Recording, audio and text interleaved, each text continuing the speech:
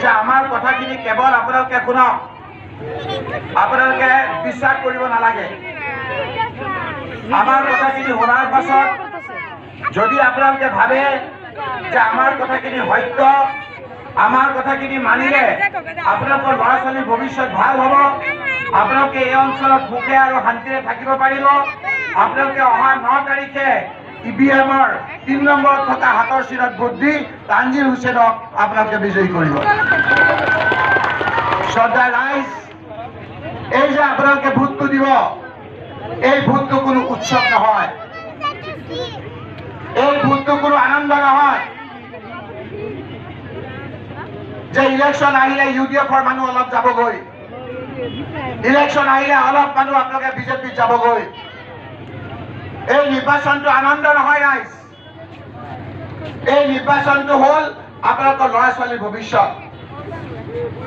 প্ৰত্যেকটো এই ভোটৰ লগত আপোনালোকৰ জীৱন জড়িত হৈ আছে, প্ৰত্যেকটো ভোটৰ লগত আপোনালোকৰ এই অঞ্চলৰ সুখ আৰু শান্তি জড়িত হৈ আছে।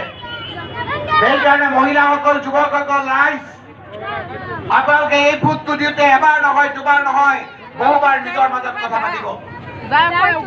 9 তাৰিখৰ পাছত যদি আপোনালোকৰ কেনেবাকৈ ভুল হৈ যায়, 10 তাৰিখৰ পিছত ইয়া নফচি কৰি একো লাভ নহ'ব। এই দিনটোৰ কাৰণে আমি 5 বছৰ আমি ৰখি আছিলো, কাৰণ হিমন্ত বিশ্ব শৰ্মা মুখ্যমন্ত্ৰী ডাঙৰীয়াৰ অত্যাচাৰত আমি ভয়কৈ জীয়াই থাকিবলগীয়া হৈছিল।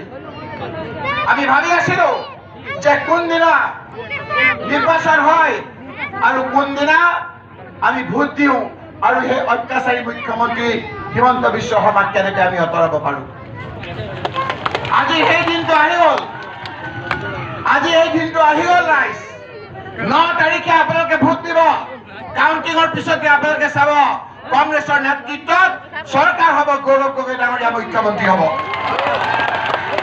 সেই কথাটো আজি মই কোৱা নাই, উজনি অসমত যাওক, য'ত বিজেপি মানুহ বেছি আছিল, য'ত আহোম সম্প্ৰদায়ৰ মানুহ বেছি আছিল, য'ত মৰাণ মটক বেছি আছিল, য'ত কোচ আজমৰ্গী লোকসকল বেছি আছে, য'ত টি গাৰ্ডৰ মানুহ বেছি আছে, সেই লোকসকলে কৈছে যে হিমন্ত বিশ্ব শৰ্মাই আমাক ঠগালে, এইবাৰ বাকচত আমি দেখুৱাম, হিমন্ত বিশ্ব শৰ্মাৰ বিৰুদ্ধে অনাস্থা দিম আৰু তৰুণ গগৈৰ সুযোগ্য পুত্ৰ গৌৰৱ গগৈ ডাঙৰীয়াক আমি মুখ্যমন্ত্ৰী বনাম।